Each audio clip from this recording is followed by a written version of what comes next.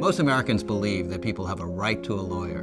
What you do is you have a right to a lawyer in a criminal case. But in a civil case, where often the stakes can be extremely high, whether you get to see your child, whether you lose your home to foreclosure or to eviction, whether you're able to get health care, or whether you're able to even bring the food in to which you're entitled under the law, none of those things in this country do you have a right to a lawyer.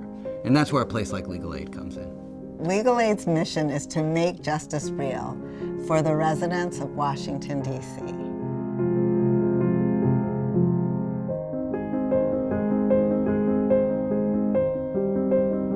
I think people call Legal Aid because they have hit their head against a wall.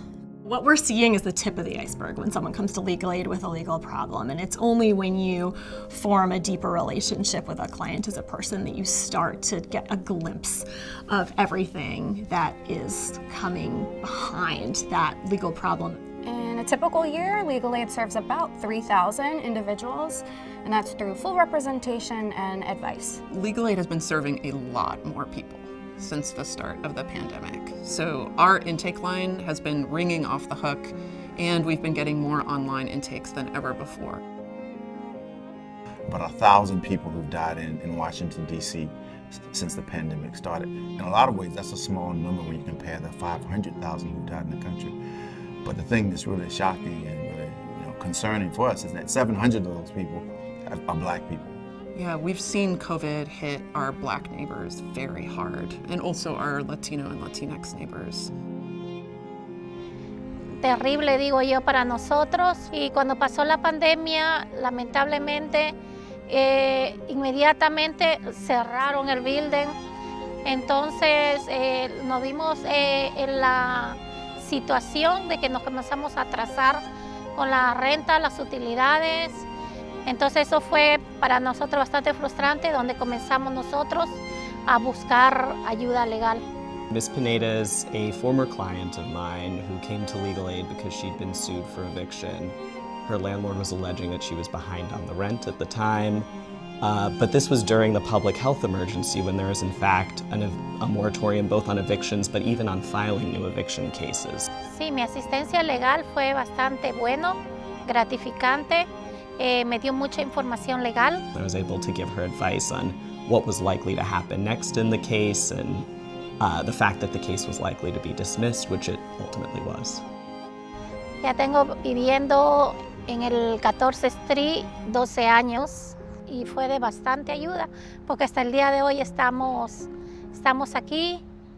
DC has both income inequality and racial wealth inequality that truly shock the conscience. The average white household has 81 times more wealth than the average Black household in the District of Columbia. It's been a difficult year. It's been a really difficult year for DC workers. It's no surprise that when the pandemic started, we saw a huge spike in the number of people filing for unemployment insurance. In the first 3 months, more than 3 times as many people applied for unemployment benefits as in the previous year. My life was truly affected by the pandemic. As soon as we got laid off from our jobs, I didn't have money to pay my bills, rent, electricity, gas.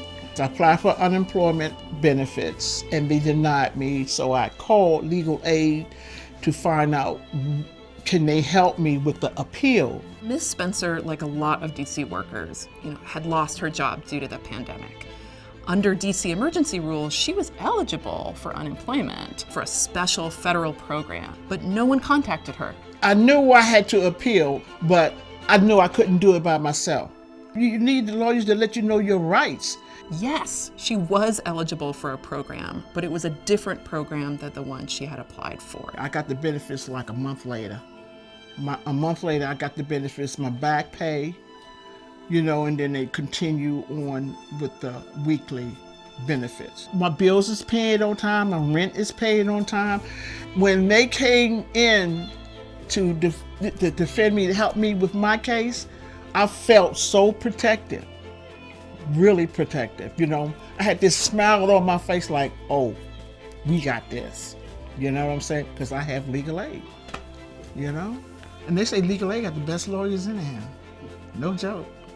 Probably the thing I'm most proud of is my extraordinary colleagues, the people who are fighting every single day to make justice real for our client community. I have so much admiration for my clients. I think, sometimes they can push us as lawyers to recognize that even the system as it exists is not just or right or fair. Well, Legal Aid is doing all it can to hold our leaders accountable to ensure that DC emerges a more just and a more racially equitable DC. I have the highest respect for the services that Legal Aid provides, the caliber of their attorneys and their staff. I think the best way to help Legal Aid achieve its mission, first and foremost, honestly, is to support it financially.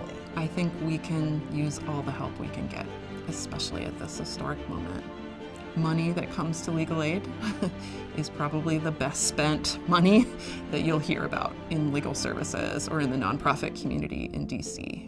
We are lean and mean in terms of how we staff cases and in terms of finding, uncovering, and solving those systemic problems that really prevent people from getting the safety net benefits they need. So the more people can give, the more people we can serve.